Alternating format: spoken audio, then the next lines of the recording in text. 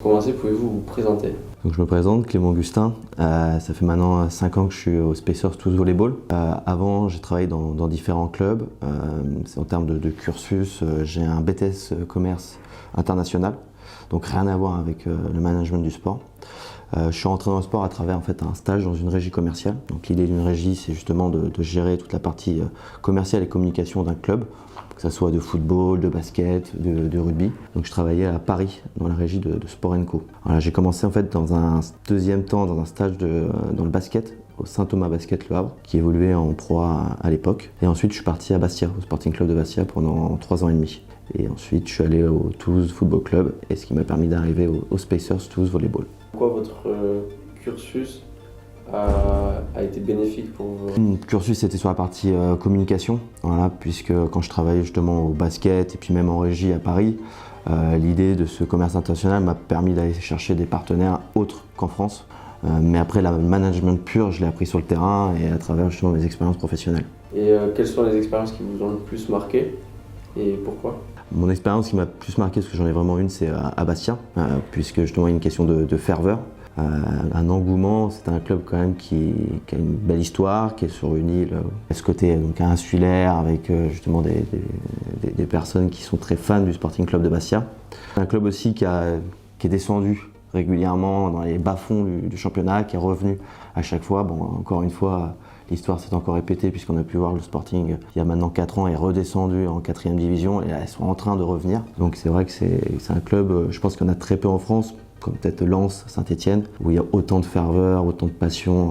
Donc c'est sûr que c'est une belle expérience. Est-ce que vous pouvez nous expliquer en détail les missions que vous faites? Alors moi, mon but en fait dans le club de volley, dans les Spacers Toulouse Volleyball, c'est surtout le développement de la partie commerciale, avec justement recherche des partenaires privés. Parce qu'il faut savoir que dans une association, aujourd'hui, on est à 60%, c'est des budgets qui viennent des collectivités. Voilà, donc on a la mairie de Toulouse, le conseil départemental et la région Occitanie. Les 40% restants viennent donc des partenaires privés, de la billetterie, de la buvette et du merchandising. Donc moi l'idée, mon travail, c'est justement d'inverser cette tendance pour qu'on passe plus sur 40% de subventions publiques et 60% de partenariats privés et de ressources privées. Donc mon but, c'est de développer tous ces leviers économiques, voilà, pour être un peu plus indépendant, puisqu'on a pu voir que certains clubs, aujourd'hui, que ce soit dans le volley, mais même dans le hand ou dans le basket, quand on est dépendant des collectivités publiques, on n'est pas à l'abri que du jour au lendemain, pour un changement de mairie, on va dire de parti politique, il n'y ait plus de club du jour au lendemain. Voilà. Là, en plus, dernièrement, il y a le club de Istres, volleyball féminin, qui a perdu 60% de ses subventions et qui en pleine saison a coulé. Après, il y a le côté aussi développer la notoriété du club. Il faut savoir que les Spacers à la base, c'est un club omnisport. Donc il y avait le hand, le volley et le rugby à 13. Donc nous on est arrivés, puisque Spacers c'est le TOAC TUC volleyball. Il y a de ça à 15-20 ans, même le handball et le rugby à 13 n'étaient pas du tout médiatisés. Et au bout de 3-4 ans, en fait, chacun a pris son indépendance. Donc le handball est devenu le Phoenix et le rugby à 13 est devenu le TO13. Voilà, donc on est le seul club à avoir gardé les Spacers. Mais encore aujourd'hui, quand on parle des Spacers, à des personnes de 50-60 ans, ils pensent encore au handball et au rugby. Donc moi, mon but, c'est justement d'ancrer les Spacers comme une marque de volleyball, que ce soit sur Toulouse, mais aussi dans la région Occitanie, et de développer la partie des licenciés. Aujourd'hui, on a 250 licenciés, ce qui est bien, mais on voit très bien que des clubs qui sont devenus un peu plus gros, plus importants, sont arrivés à 300, 400, voire même 500 licenciés qui permettent de générer une fanbase plus importante, de remplir le palais des sports, donc de remplir aussi au niveau des boutiques avec du merchandising. Voilà, après, tout est lié en termes de levier économique. Dans quel environnement travaillez-vous? Si c'est au bureau, au domicile, vous avez des déplacements fréquents? 95% de mon temps, c'est au bureau. Après, j'essaie de faire quelques déplacements, 5 à 6 déplacements à la saison avec l'équipe professionnelle, ce qui me permet de voir aussi comment ça se passe dans d'autres clubs. Voilà. Même si chaque ville, chaque club a son propre fonctionnement. Surtout en fait dans le volley, on voit des clubs qui ont même des petites villes. On a Chaumont, voilà, qui est dans l'Est, on a Sète, on a Tours, où c'est justement des villes qui ont un seul club de sport qu'est le volley. Donc on voit que toute l'attractivité économique est sur le volley. Nous, on est comparable en fait à Montpellier ou à Nantes, où là, il y a du rugby, il y a du basket, il y a du football. Donc c'est un peu plus compliqué en fait de se détacher. Et là, je suis allé dernièrement, par exemple, à Paris. Même si c'est une grande ville, c'est quasiment des quartiers en fait dans Paris. Donc là, on était dans la salle Charpie et on voit que tout ce quartier en fait vit pour le club de volleyball. Donc c'est ce qu'on essaye de mettre en place, parce qu'on a de la chance d'avoir un palais des sports qui est en plein centre-ville, donc de dire à toute cette communauté d'urbains de venir au palais des sports facilement grâce au transport en commun et justement de se déplacer au palais des sports et de soutenir les Spacers. Quelles compétences ou qualités sont requises pour occuper votre poste? Alors c'est vrai qu'on a tendance en fait à mélanger un peu un club à une entreprise, même si il y a quand même toujours des difficultés à rencontrer qui soient identiques, mais c'est pas du tout la même chose. Voilà, on peut pas demander la même chose à un salarié d'une entreprise privée, à un salarié d'un club professionnel. Il y a le côté humain qui ressort énormément, donc à mon avis, il y a plus d'écoute, plus de proximité dans un club de sport qu'on peut retrouver dans une entreprise privée. Donc en termes de qualité, c'est vraiment ça, c'est vrai, la proximité, l'écoute, l'empathie.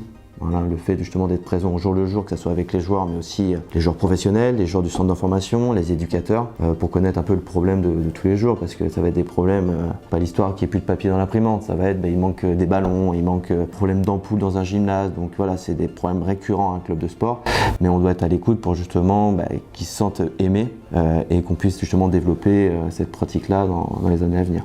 Et pour vous, quels sont les avantages et les inconvénients s'il y en a dans votre profession?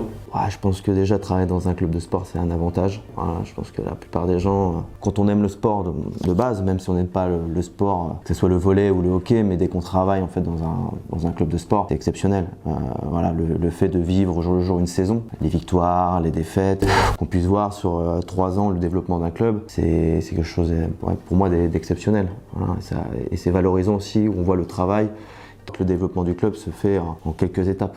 Voilà. Là aujourd'hui on essaie de développer justement la partie une cité du volley. Alors aujourd'hui on a 5-6 gymnases dans Toulouse où sont répartis l'ensemble de nos licenciés. Fait qu'on n'a pas de salle où toutes les personnes puissent se regrouper. Quand on fait une fête du club, c'est assez compliqué de trouver un endroit pour que tout le monde puisse être présent et partager un bon moment. Donc là nous on voudrait construire vraiment un gymnase que pour le volley, que pour les Spacers. On pourra organiser nos propres stages de volley, organiser nos propres soirées et donc ça nous permet d'avoir vraiment un attachement au club. Et donc des inconvénients Les inconvénients, c'est quand on perd en fait, hein, c'est juste ça. Après, il n'y a que le côté sportif qui est un inconvénient parce qu'il y a toujours la déception de travailler pendant 1 an et de pas avoir les résultats escomptés. Voilà, cette saison par exemple, c'est une grosse déception et donc la déception peut être un inconvénient, mais ça reste assez minime. Quelles ont été vos motivations pour exercer ce poste? Et pourquoi ce poste au lieu d'un autre? Motivation, comme je viens de le dire, c'était vraiment sur prendre un club qui est un petit club en termes de structure, en termes d'image et essayer de le développer voilà, dans le paysage sportif toulousain et dans le paysage volleyball français. Voilà, c'est vraiment ça qui m'anime, pour qu'il y ait plus de monde qui vienne au Palais des Sports, que plus de monde aime le club, puis que plus de monde puisse justement s'identifier aux Spacers. Et pouvez-vous donner une fourchette de rémunération à votre poste? Une fourchette, donc tout dépendra encore des clubs, des moyens financiers mis à disposition des clubs, mais en moyenne c'est entre 2500 et 4000 euros mensuels, hors prix. Est-ce que vous pouvez nous décrire une journée type par exemple que vous faites dans la semaine? On va dire il y a 2 journées types. Il y a une journée type d'une semaine d'avant-match, où là on est plus sur le côté organisationnel, où on essaye justement que le match du samedi se passe au mieux, même s'il y a toujours des aléas qu'on ne peut pas contrôler, mais essayer d'ajuster un maximum de choses pour que le jour J, qu'il n'y ait pas de difficultés rencontrées. Donc essayer de trouver le maximum de bénévoles, d'organiser avec eux le jour du match comment ça va fonctionner, d'organiser pour la mise en place de la panoptique, le salon VIP, la partie communication, voilà, puisque on communique énormément sur les réseaux sociaux, nous de notre côté, puisqu'on n'a pas les moyens d'avoir des 4x3 dans la ville, donc c'est plus à quel moment on va mettre en place les encarts publicitaires, les communications. Là, en plus en ce moment, on sort une mini-série sur le club, donc d'avoir un plan de communication, créer des teasers. En plus, on crée des teasers avec l'ensemble des clubs toulousains. Donc par exemple, justement demain, on est en tournage avec le TMB et le Phoenix. La semaine dernière, on était avec le TFC. Essayer de mettre en place justement des partenariats avec le Stade Toulousain, avec d'autres clubs, que ce soit de Colomiers Rugby, pour essayer de trouver des ajustements. Et ensuite, on va dire les semaines hors match, ça va être plus de l'administratif. Voilà. Donc là, les retours, on va dire billetterie, merchandising, buvette, donc un point de vue financier. Et les retours aussi de la partie amateur, pour savoir si justement tout s'est bien passé durant le week-end et s'il n'y a pas eu de manquement ou de besoin qu'on puisse rectifier pour les prochains week-ends. Avec votre volume d'horaire actuel, arrivez-vous aisément à concilier votre vie personnelle et professionnelle? Alors, c'est une bonne question. C'est un peu compliqué durant la saison sportive. J'ai de la chance au volley, c'est que c'est assez court. Ça commence début octobre et ça se termine fin mars. Donc c'est vrai que c'est une période où c'est assez complexe personnellement parce que on est très peu présent à la maison la semaine. Les week-ends, il y a jour de match. Donc quasiment tous les 15 jours on est pris. Donc les week-ends on peut oublier. Et après c'est des journées type entre de 8h30 à 18h, 19h suivant les réunions après le soir. Mais après, dès que la saison est terminée, là j'ai beaucoup plus de temps, surtout le mois d'avril-mai, où là je me reconcentre un peu plus sur, on va dire, sur ma famille, sur moi-même, et après on bascule directement sur la saison prochaine. Donc ça va quand même très vite. Voilà. Et c'est vrai que les juillet-août, où là tout le monde est en vacances, pour nous c'est le contraire. C'est la période la plus sportive entre guillemets, puisqu'il y a les nouveaux joueurs qui arrivent, donc on doit préparer leur arrivée. On prépare la saison avec un calendrier sportif, un calendrier éditorial, un calendrier des actions et des activités à mettre en place dans les collèges, dans les lycées, au niveau du club des partenaires. Donc ouais, juillet-août, c'est assez prenant. D'après vous, pensez-vous que dans un futur plus ou moins proche, votre poste soit susceptible d'évoluer? Je pense qu'il va évoluer d'une part parce que l'économie du sport est quand même assez fragile aujourd'hui en France.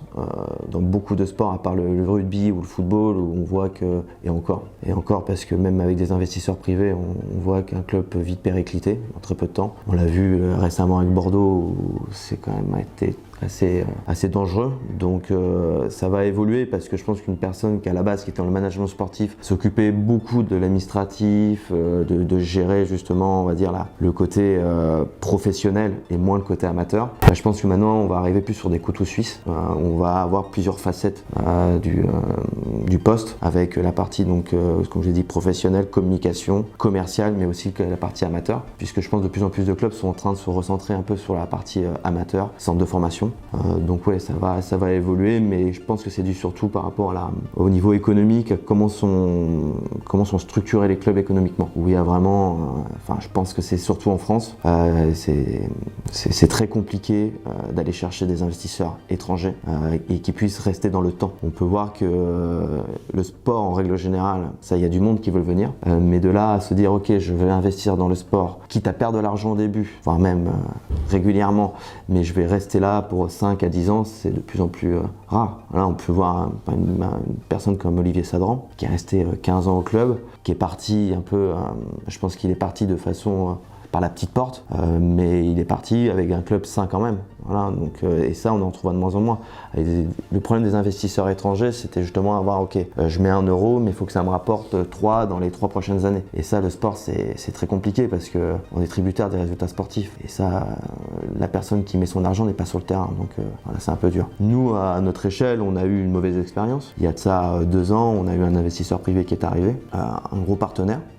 Qui est arrivé en tant que partenaire principal, qui s'est dit bon mais moi je vais être président, je vais vous aider à vous développer, qui connaissait rien au volley, qui n'avait pas cette fibre sportive, et au bout de 3-4 mois, voyant les résultats n'étaient pas présents, qui étaient en deçà de ses attentes, a démissionné, voilà, clairement. Sauf que nous ça nous a mis un trou de 80-90 000 euros. Alors, on peut dire 80-90 000 euros dans le sport c'est rien, nous sur un budget d'1,3 million c'est énorme. Donc je pense que beaucoup de personnes qui veulent s'investir dans le sport n'ont pas conscience en fait que le côté résultat est très important parce que ce qui permet en fait d'avoir plus de partenaires, plus de supporters, et c'est ce qu'on essaie nous de mettre en place au Spacers, c'est décorréler le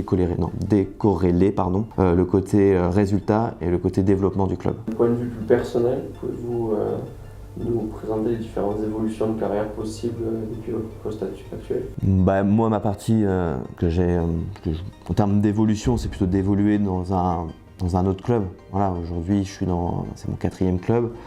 C'est vrai qu'on a tendance toujours à aller voir ailleurs ce qui se passe, que ce soit en France ou à l'étranger, puisque c'est comme ça qu'on apprend. Comme je disais, c'est que chaque club, chaque région, chaque pays est organisé de manière différente, puisqu'il y a le côté, ce que j'expliquais tout à l'heure, économique, il y a le côté aussi culturel qui est très important. Donc je pense que c'est très important dans mon poste, peut-être d'aller voir autre part, dans un autre club. Dans un autre sport aussi, là c'est mon 3e sport. J'ai fait du basket, du football et maintenant dans le volley. Et ça peut être, même si j'ai jamais été attiré par le basket de base et par le volley, ça a toujours été, je pense, pour moi, une locomotive d'aller dire ok, je vais aller voir peut-être du padel. Voilà, pourquoi pas aller chercher autre chose. Et dernière question, quel conseil pouvez-vous donner à un étudiant en licence 3 management du sport? Le conseil, c'est de faire beaucoup de stages. Voilà. Moi, je suis passé par là. C'est très compliqué, hein, financièrement, je ne vous cache pas.